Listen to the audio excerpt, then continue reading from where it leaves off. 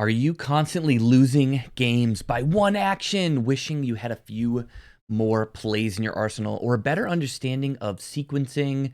Or maybe you're new to swoo and you are trying to download every tactic into your mind. What's up, guys? KTOD Maddie here with swoo playbook number 2.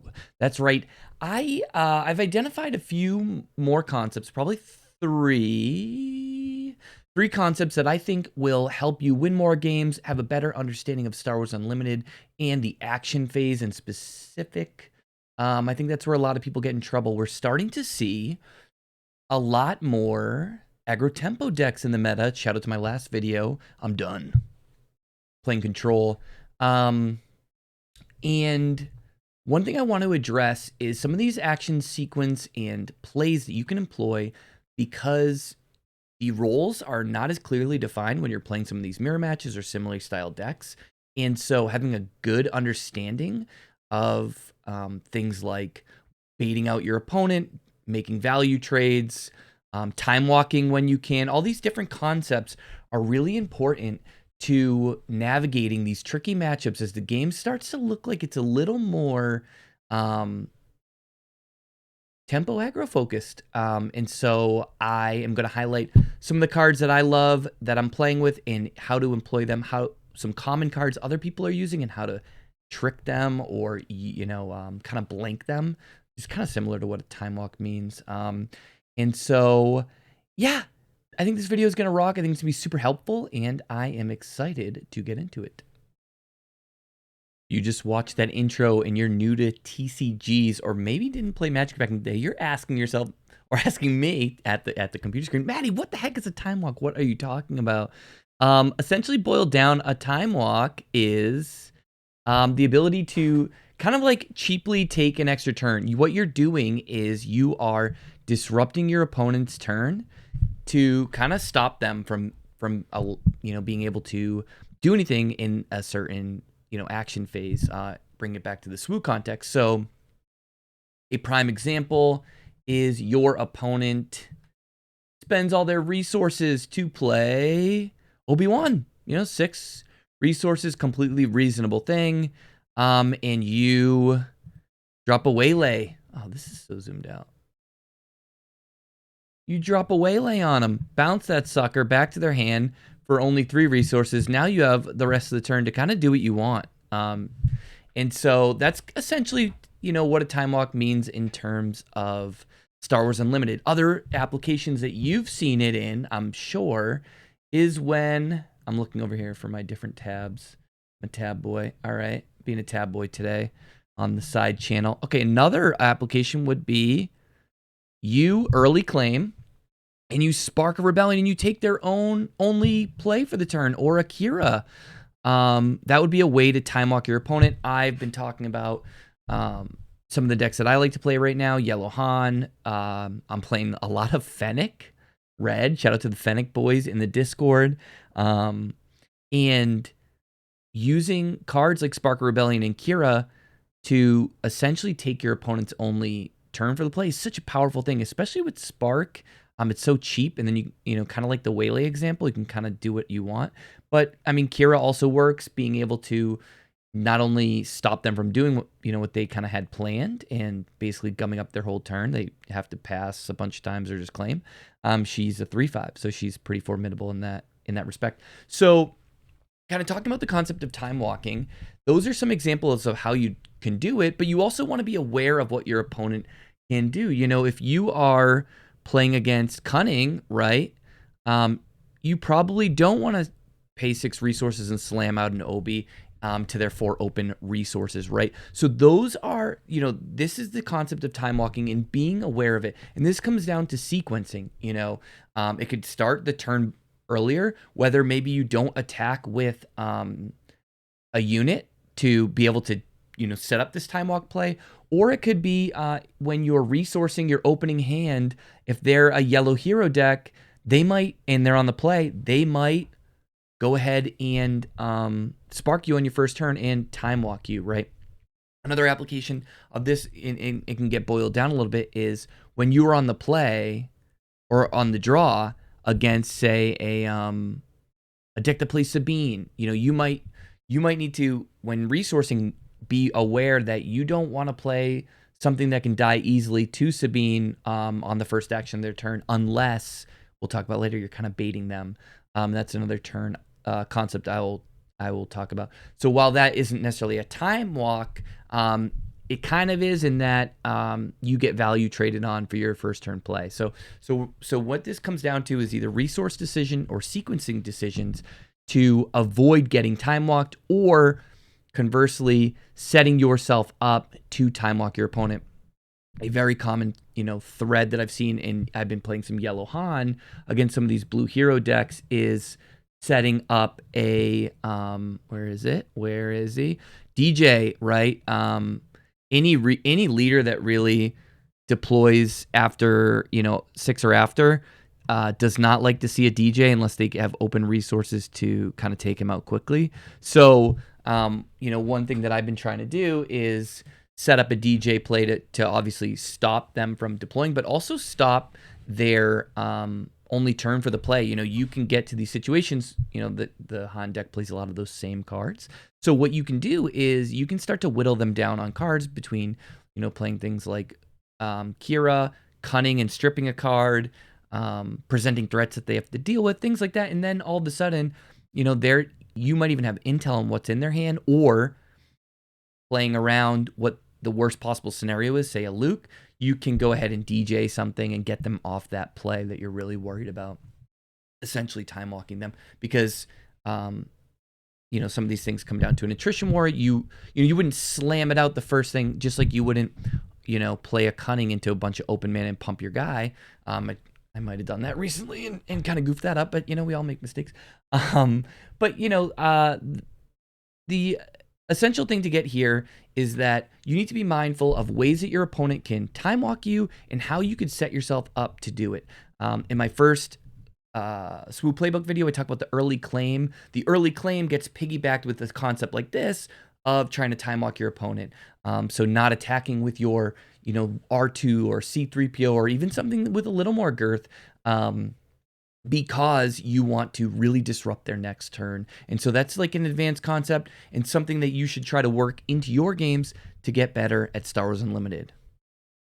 Just quickly piggybacking off that, I realized I wanted to talk about one more thing. Time walks can come in all different shapes and sizes. And I talked about a lot of hero decks, so I wanted to show one card that is not, well, I showed, Waylay, but one card that I wanted to show is ISB Agent. Kind of can be in the Django decks just an absolutely insane time walk where, say you're in the mirror match and your opponent plays, TDR to get a big ship or their tank or whatever, and you keep on to that ISB agent, right? You don't play it on one to do the whole Tarkin Town thing, or maybe you draw a second one. But if you can hold it for the right time, they're going to commit a lot of resources. For you to spend one to tap that down is pretty incredible. So that can also be like using cards in your deck in new ways and looking for ways to get the most out of them. So I would challenge you to try new lines when using these cards and maybe turning ISB agent into an absolute unit. There's also the other ping ship you can do, obviously. But shout out to ISB. Kind of gets better with every set, especially Django. Django stocks on the rise, baby. All right, now we will talk about probably baiting, but I'm cutting, so we'll see. All right, so baiting. So baiting, this is definitely a buyer's beware, a concept that I would work into your testing before you work into your tournament and or local games. And really what you're trying to do is entice your opponent to make a play that looks valuable to them. However, you have the answer. One of the clear, baiting plays can actually just be the one I just talked about, honestly, is that ISB agent play.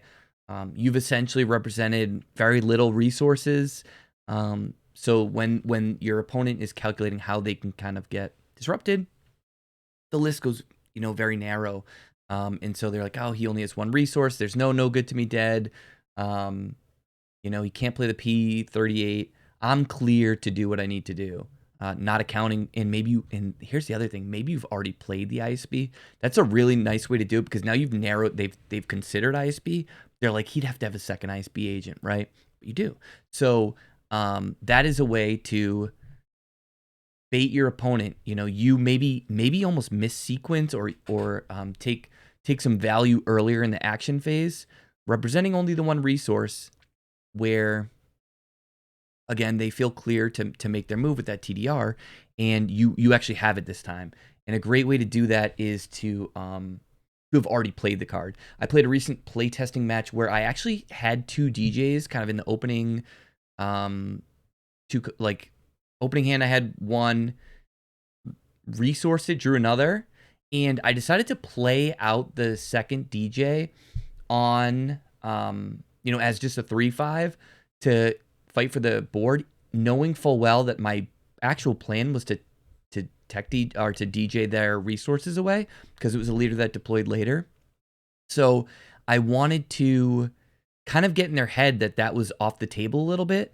And what ended up happening was I was able to get a really effective DJ because, the things like takedown and open fire with a ping, target down, stuff like that was taken out of the equation through, just fighting for the board. So I was able to, fight a little bit and pressure them with the first DJ. They dealt with it, dealt with some other 5, remaining health units rather than save it for a DJ because I had already played it. And then I got a really effective DJ off.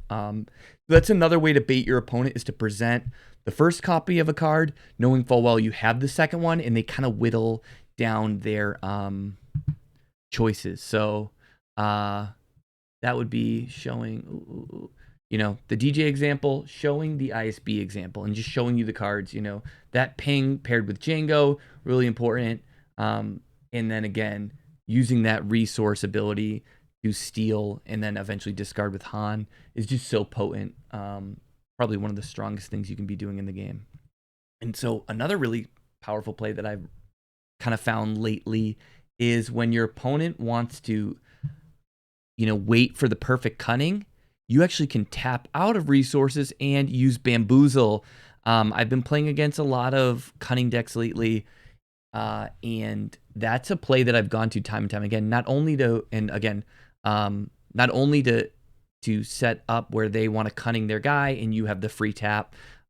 Decks like either the Rebel version of Han that draws a lot of cards, and so you're going to have access to the ability where you can just play it for free, and that's what we're talking about here, this top ability.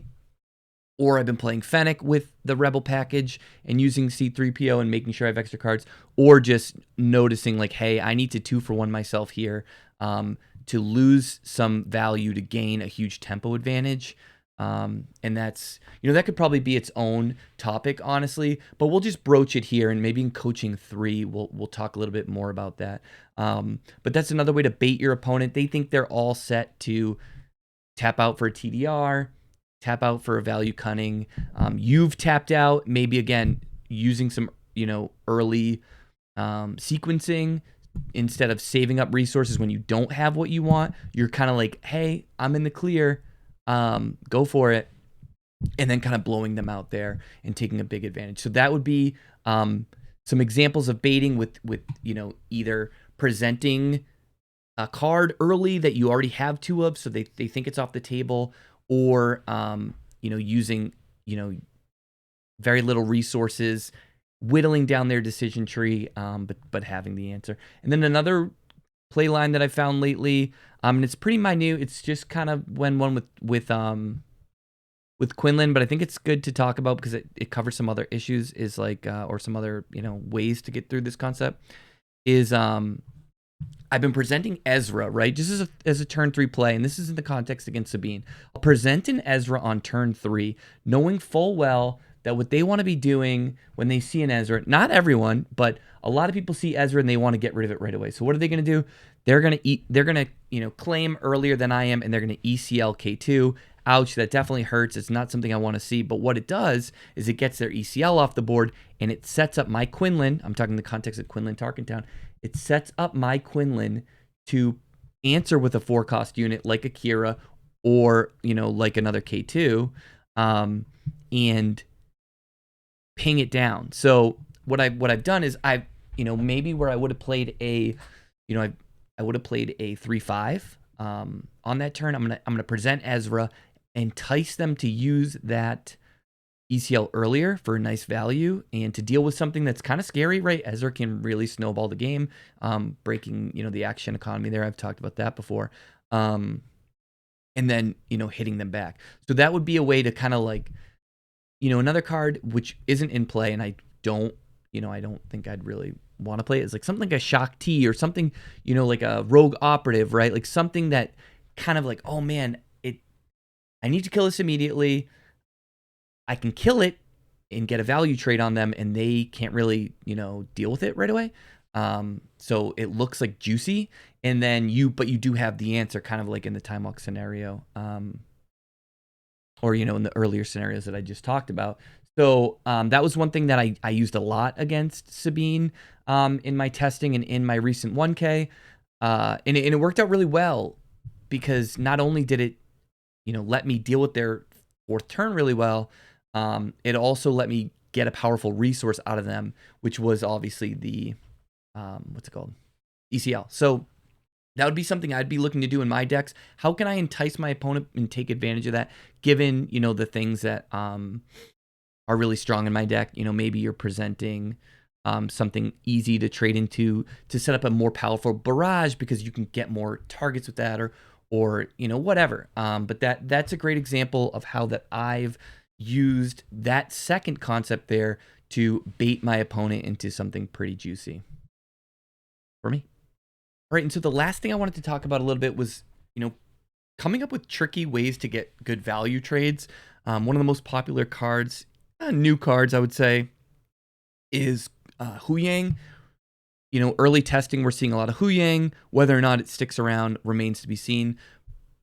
But Hu Yang is a card that buffs buffs a unit, and so long as he's in play. So one thing that you can do with something like Hu Yang is get lethal damage on whatever's pumped up, and then later kill the Hu Yang and get a 2-for-1. So we're seeing a lot of early testing, and one of the reasons some people are moving away from Hu Yang is you get an early tempo advantage by pumping something up, but a deft card player will realize that, okay, say a Battlefield Marine is now a 5/5 and the Hu Yang's a 2/4. I will put 3 damage into the Hu Yang. Into the Marine, kill the Hu Yang, and then recoup the benefit on both. So as we're seeing some of these upgrades and some of these temporary things, look for ways that you can kind of set up the math. We're seeing Mace popular in the meta. Mace is a guy that can take advantage of damage units, and also his flip pumps them. So kind of doing these incremental damage, or with Quinlan, right? How can I find ways to do incremental damage and then recoup that later? It's like paying for the cost up front, and then getting the return later. One of the biggest plays I did at the Gen Con, this just popped in my head, this is from forever ago, getting the little Devastator mat up there, not this, that. The Devastator mat was, putting a bounty on a guy that I couldn't kill for a few turns, trying to get stall out to my Snoke, right? That would be looking for ways to get value and recouping it down the line. So I would say that's one to keep an eye out for in your games. Another similar example is that ping play that I just highlighted. But how do I get value? How do I kind of invest? So I'd call this one like, how do I invest into a value trade? And so that might be turns ahead and then setting up a big play. One of the most common plays, and I'll try to pull him right now, is Poe, right? Poe Dameron is an absolute beast with ECL and some of these upgrades. So, when you're playing decks at ECL Poe, whether it's Sabine or some other thing that you've got cooking, maybe it's Hantu ECL or who knows, you can, something might have an upgrade, or whether it's like a lightsaber or a +1/+1, and setting up the way to discard a card to kill that thing after, so you can get you could theoretically get a 3 for, you know, as many. It wouldn't be one; it'd be one action. But you could ambush into something, discard a card, ping, you know, shoot something for 2, and also get rid of a upgrade that then kills a third unit. So that would be something that I would look for, is like, I would call this, yeah, investing into something early to recoup a really nice value trade later. All right, y'all. So that was 3 things that you could be doing to start winning tighter games and upping your Star Wars Unlimited, you know, playbook, your arsenal. I think that the time walk one is good, just to understand how your opponent can do it to you and how you can do it to yourself. Baiting, a little bit of a more complex one, but one that you'll start to see good players do against you, and you'll start to kind of realize the patterns to employ that one. And then investing for later value trades. This can't happen in every matchup, but when you can really take advantage of it, it's a way to push the value. I mean, this game is so value oriented.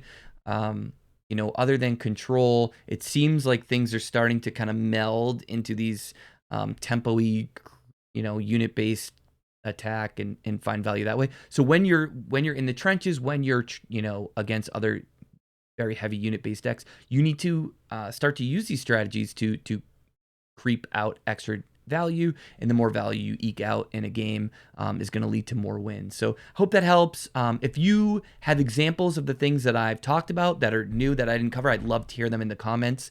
And if you have any suggestions for other plays that should be added to the playbook for the 3rd video that comes out probably with the next set or in the coming months, depends on how much inspiration there is, I'd be happy to hear it. So as always, good luck, and yeah, let me know how it goes.